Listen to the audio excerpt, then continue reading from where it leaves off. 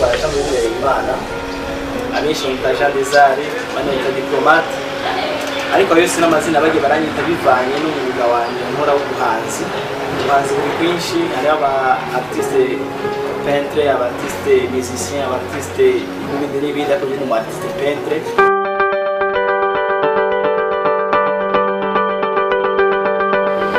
Sigura rero yuko tutashimye yuko tuva muri iyo monde kuma tukora utuntu gushimwa na kanaka baburi agenda gushima yuko bintu bijya kuvuga bijya hehe bakose bakashima kugira neza.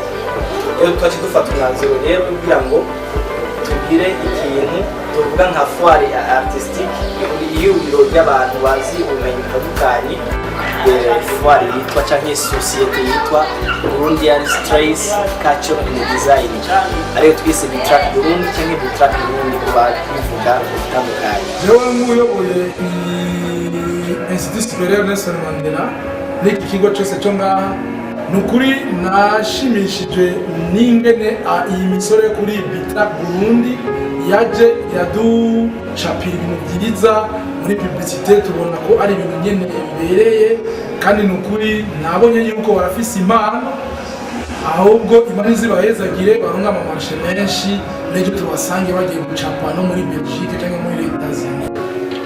Rero iyo Bitrac Burundi ikora iki?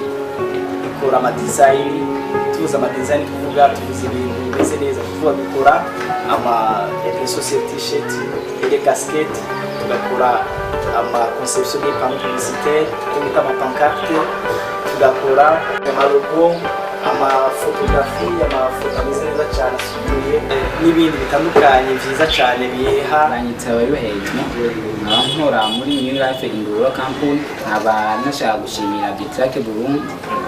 Bitrac Burundi yaje hageze.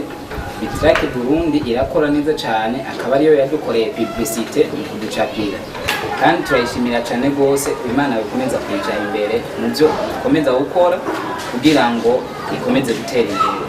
Abana nifuje kuyishimira cyane, ikomeze guhezanya cyane Bitrac Burundi. Ibintu byose bimeze neza byo dukorera muri Bitrac Burundi.